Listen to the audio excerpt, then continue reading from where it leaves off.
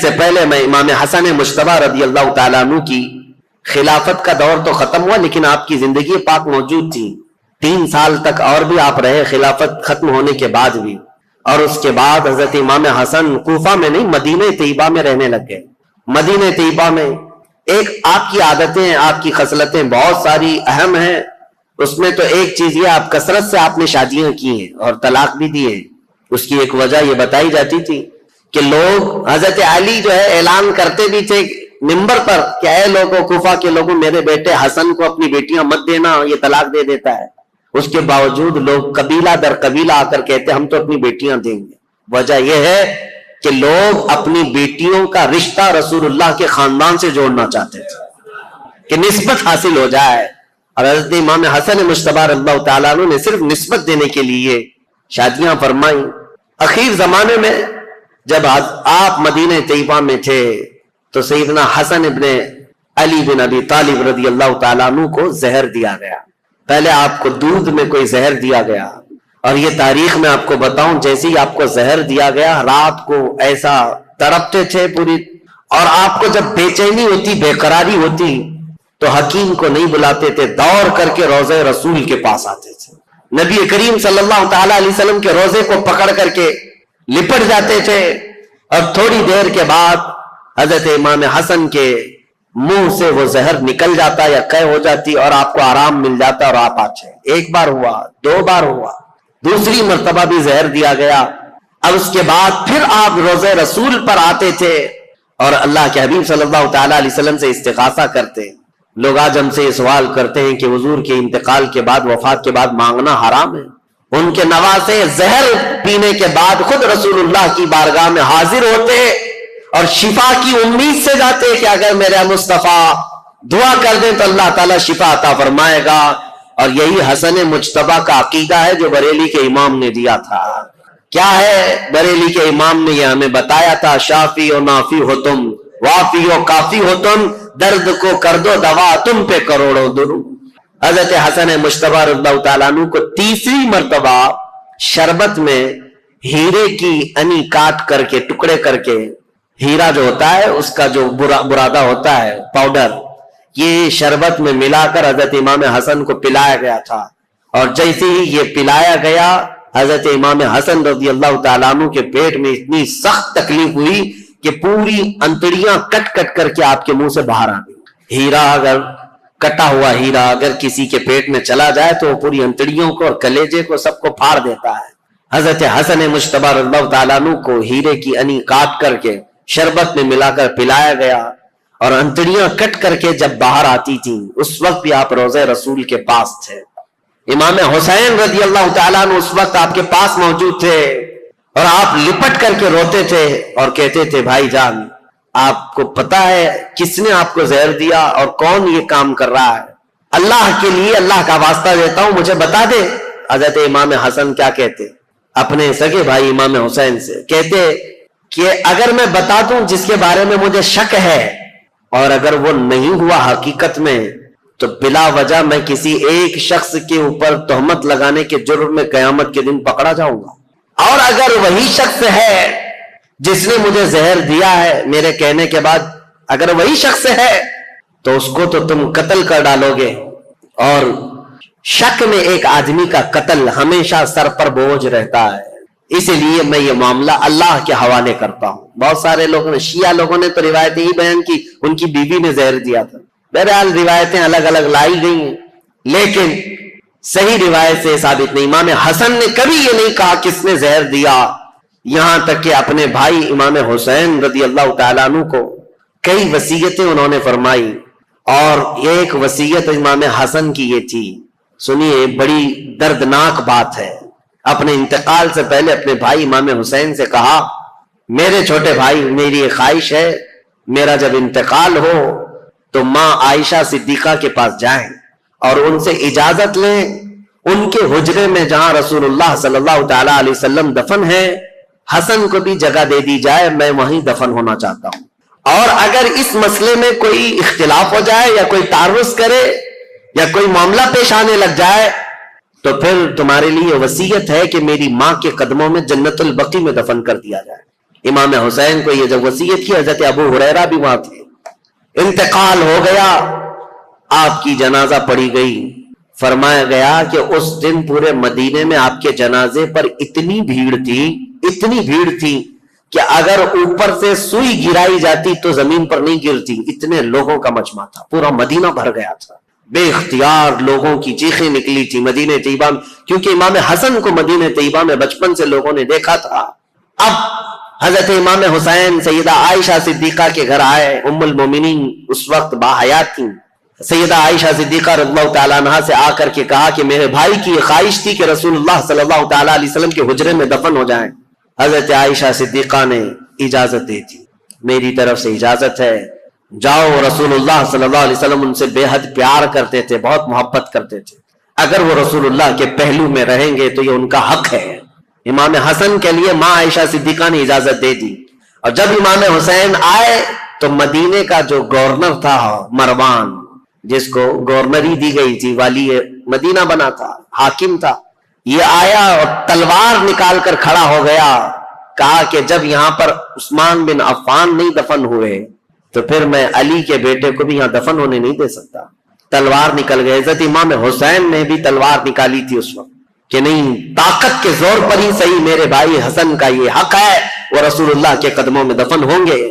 لیکن جب یہ جنگ ہونے جیسی نوبت آئی تو حضرت امیر معاویہ، حضرت ابو ہریرہ رضی اللہ تعالیٰ عنہ جو کثرت سے رسول اللہ کی حدیثوں کے راوی ہیں، وہ اس وقت امام حسین کے پاس آئے اور کہا، پہلے تو انہوں نے مروان کو اتنی ڈانٹ لگائی اور کہا تو ظلم کی تلوار اپنے ہاتھ میں پکڑا ہے، تجھے پتا ہے کس کے متعلق یہ بات کی جا رہی ہے؟ رسول اللہ کے نواسے ہیں، جن کے گھر سے پوری دنیا میں شریعت نکلی ہے، جن کے گھر بے اجازت جبرائیل نہیں آتے تھے، تجھے پتا ہے۔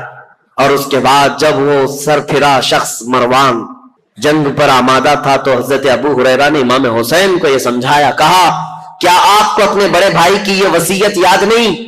امام حسن نے یہ بھی وصیت کی تھی کہ اگر میرے جنازے پر اختلاف ہوا، کسی نے تعرض کیا تو زور زبردستی اور طاقت کا استعمال نہ کرنا، میری ماں کے قدموں میں جنت البقیع میں دفن کرنا۔ امام حسین کو جیسی انہوں نے یہ وصیت یاد دلائی، حضرت امام حسین پیچھے ہٹ گئے، اور پھر امام حسن کا جنازہ مبارکہ جنت البقیع میں لایا گیا، اور سیدہ فاطمہ الزہرا رضی اللہ تعالیٰ عنہا کے قدموں میں حضرت امام حسن ہمیشہ کے لیے دفن ہوئے۔ یہ تاریخ رسول کریم صلی اللہ تعالیٰ علیہ وسلم کے ایک شہزادے کی ہے۔ اب دور تھا امیر معاویہ کا، 40 ہجری کے بعد جو دور ہوا ہے، امیر معاویہ یہ ابو سفیان کے بیٹے ہیں۔ ابو سفیان یہ بھی صحابی ہے، امیر معاویہ کی ماں ہندہ ہے۔ معاملہ ایسا ہے، لیکن ایک بات یاد رکھیں، یہ رسول اللہ کے صحابہ ہیں، کبھی بھی ان کے متعلق بدگمانی نہ پالنا۔ پہلے کے حالات بہت مختلف رہے ہیں، بہت الگ رہے ہیں۔ یہ ابو سفیان وہی ہیں جو جنگ بدر میں رسول اللہ کے مقابل میں آئے تھے، پورا مکہ لے کر کے، اور جنگ احد میں بھی حضور کے مقابل میں رہے، جنگ خندق میں بھی مقابل میں رہے، کئی جنگوں میں حضور صلی اللہ تعالیٰ علیہ وسلم کے آمنے سامنے آئے۔ اس وقت امیر معاویہ بھی ان کے ساتھ ہی رہے، لیکن یہ پورا گھرانہ امیر معاویہ سے لے کر ابو سفیان اور ہندہ سارے لوگ جس دن مکہ فتح ہوا 7 ہجری، اس دن رسول اللہ صلی اللہ علیہ وسلم کے دامن سے وابستہ ہوئے، ایمان لائے۔ اس سے پہلے ایمان لائے ہوئے نہیں تھے، لیکن حضور کا یہ فرمان ہمیشہ یاد رکھنا، میرے آقا نے منبر پر کھڑے ہو کر کے اعلان فرمایا ہے، جو اسلام لاتا ہے، اسلام لانا اس سے پہلے کے سارے کاموں کو ختم کر دیتا ہے۔ کفر کیا، شرک کیا، گناہ کیا، جو کچھ بھی کیا تھا، لیکن اسلام لانے کے بعد پہلی والی چیزوں کا مواخذہ نہیں کیا جائے گا۔ اسلام ساری چیزوں کو مٹا دیتا ہے جو اسلام لاتا ہے، یہ فرمان ہمیشہ یاد رکھیں۔ تو صحابہ کو ان کے پرانے واقعات یاد دلا کر کے کبھی تان و تشنی کا نشانہ نہیں بنانا۔ بہت سارے ایسے چور آج آئے ہوئے ہیں سوشل میڈیا پہ، یہ خود ذلیل لوگ ہیں، جو ان صحابہ کی بات آتی ہے تو یہ کہتے ہیں کہ یہ لوگ تو دشمنان اسلام میں تھے، ڈر کر کے اسلام لائے تھے، مکہ جب فتح ہوا تو ان کے پاس کوئی چارہ ہی نہیں تھا اس لیے اسلام لائے۔ ظالموں، تمہیں کیا خبر کون کس لیے اسلام لایا؟ ایک بات میں آپ کو بتاؤں، حضرت اسامہ بن زید رسول اللہ صلی اللہ علیہ وسلم کے بہت چہیتے صحابی ہیں، حضرت زید بن حارثہ کے بیٹے اسامہ بن زید، یہ اکثر رسول اللہ کے گھر میں بے تکلف آیا جایا کرتے تھے۔ ایک جنگ میں رسول اللہ نے انہیں بھیجا تھا، कुफ्फार और मुशरिकीन से मुकाबला करते करते पहाड़ियों से कुछ लोग उतर रहे थे। हजरत उसामा के हाथ एक आदमी आ गया और हजरत उसामा ने उस पर तलवार तान ली। सामने वाले ने पढ़ा ला इलाहा इल्लल्लाह मुहम्मदुर रसूलुल्लाह। उसके बावजूद उसामा बिन जैद ने उसको कत्ल कर दिया। कहा अभी मेरे हाथ में आया है और कलमा पढ़ रहा है, तलवार उठाया ये देखकर कलमा पढ़ रहा है। लेकिन जो सहाबा थे उनको ये बात बुरी लगी।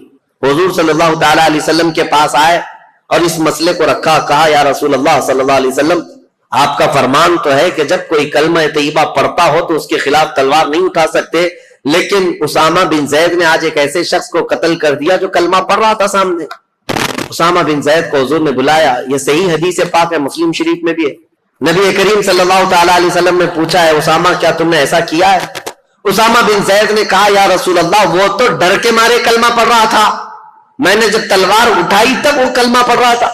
हुजूर इतने जलाल में आए और खड़े हो गए और कहा ए उसामा, क्या तूने उसका दिल चीर करके देखा था कि वो डर करके पढ़ रहा था कि अल्लाह के लिए पढ़ रहा था? जिंदगी भर हजरत उसामा बिन जैद को इस बात की शर्मिंदगी थी, कल्क था, मलाल था। याद रखो मेरे अजीजों, जब इतनी बात के लिए रसूल करीम सल्लल्लाहु तआला अलैहि वसल्लम ने डांट लगाई थी, तो फिर आप ये जो सोशल मीडिया में भोगते हैं कि अमीर माविया, अबू सुफियान, हिंदा, ये सब तो डर करके इस्लाम लाए थे, फतेह मक्का के दिन इनके पास कोई चारा नहीं था, तो किसके किसके बारे में बताओगे? अगर पुराने वाकयात निकालोगे तो अबू जहल के बेटे इकरमा रज़ियल्लाहु ताला अन्हु ये भी ईमान लाए, सहाबी है, बाप अबू जहल है। और अगर इसी तरह पुराने मामलात लाओगे तो खालिद बिन वलीद के बारे में क्या कहोगे, जिन्होंने मुसलमानों की जीती हुई जंग का पांसा पलट दिया था ओहद के मैदान में। जंगे ओहद जो हो रही थी इसमें मुसलमान गालिब आ गए थे, कुफ्फार और मुशरिकीन के दांत खट्टे करके उनको भगा दिया था, लेकिन खालिद बिन वलीद ने 200 लश्करियों को पीछे से ला करके ऐसा हमला किया था सहाबा पर, जब ये ईमान लाए हुए नहीं थे, और ऐसा हमला किया था कि 70 मुसलमान शहीद हुए हैं जंगे ओहद में। वो खालिद बिन वलीद ने पूरी जंग का पांसा पलट दिया था। तो क्या आप ब्लेम उन पर करोगे? उनकी वजह से अमीर हमजा शहीद हुए थे, उनकी वजह से मुसाब बिन उमैर शहीद हुए थे, उनकी वजह से अब्दुल्ला बिन जहश शहीद हुए थे, हजरत हंजला, ये सब सहाबा जो शहीद हुए जंगे ओहद में। नहीं मेरे अजीजों, जो कुछ भी हुआ है यह हालात के तकाजों के साथ बढ़ता गया, लेकिन जब कभी किसी ने ईमान कबूल कर लिया, जो कोई इस्लाम से वाबस्ता हो गया, उसके पुराने हालात नहीं याद दिलाए जाते, बल्कि उनके लिए इतना ही काफी है कि वह ईमान की हालत में मेरे रसूलुल्लाह का दीदार कर लिया है।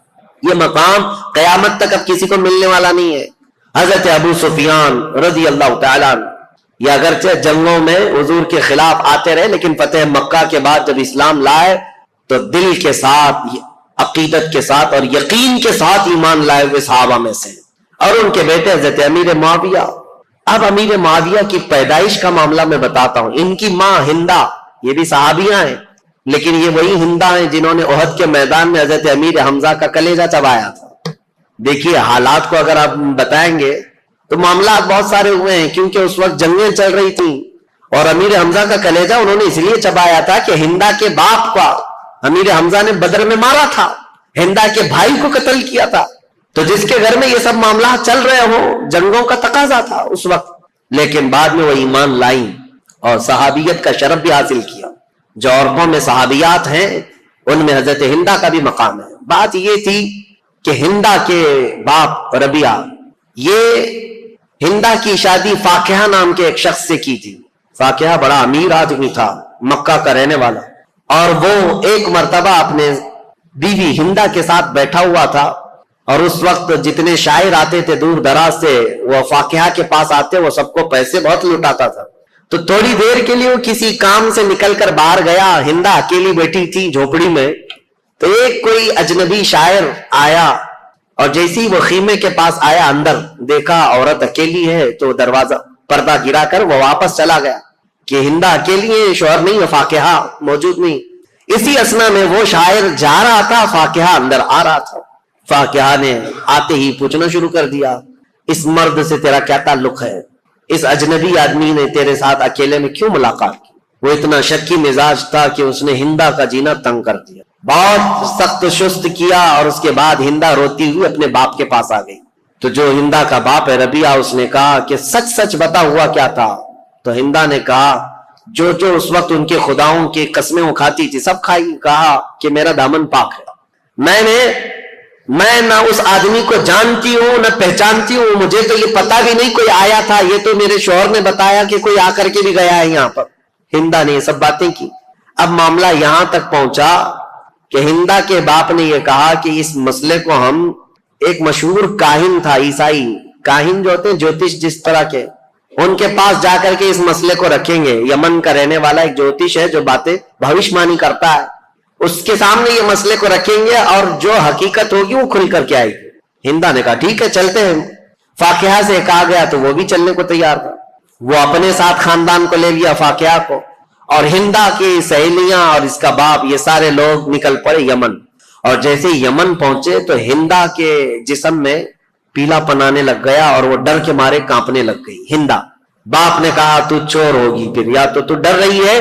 جیسے ہی ہم کاہن کے پاس آئے تو ڈرنے لگ گئی. کہا میں ڈر نہیں رہی ہوں اس بات سے کہ میں گناہگار ہوں, میں ڈر رہی ہوں اس بات سے کہ یہ اٹکل پچو مارنے والے جوتش لوگ, اگر اس کا بتایا ہوا کبھی غلط نکل گیا, میں تو ویسے گنہگار نہیں ہوں لیکن اس کا کہا ہوا سچ ہے, یہ کیسے 100% یقین ہوگا. اگر اس نے غلطی سے کہہ دیا کہ میں نے کوئی غلط کیا ہے تو پورے عرب میں میری بدنامی ہوگی اور ہمیشہ کے لیے میرا نام زانیوں میں شمار ہو جائے گا, اس لیے میں ڈر رہی ہوں. یعنی مکہ کے جاہل لوگ تھے, مکہ کے بت پرست تھے, جیسے بھی تھے, لیکن ان کو اس بات کا بھی یقین تھا کہ جوتش لوگ اٹکل پچو مارتے ہیں. وہ بتوں کی پوجا کرنے والے بھی جانتے تھے کہ یہ پورا پکا نہیں بولتے. مجھے حیرت ہوتی ہے جاہل مسلمان کیسے طوطے والے بابا کے پاس جا کے بیٹھتے, طوطا نکال رہا ہے اور اس کا بھوش بتا رہا ہے, اور خود کا پتہ نہیں ہے, برج پر بیٹھا ہوا ہے, سڑک پر بیٹھا ہوا ہے, اور پالا ہوا ایک طوطا چٹیاں نکال کر بڑے شوق سے لوگ اپنا مستقبل اپنا فیوچر پوچھ رہے ہوتے ہیں. اور حیرت کی بات ہے طوطا بھی بتا رہا ہے اور کچھ لوگ اپنا ہاتھ لے جا کر کے بتا رہے ہیں, لکیر دیکھو اور بتاؤ ہمارا فیوچر کیسا ہے. لکیریں دیکھ کر کے بتانے والے. میرے عزیزو, اللہ تبارک و تعالیٰ نے تمہارے سامنے پورا قرآن رکھا ہے, دین اسلام کی مضبوطیاں ہیں.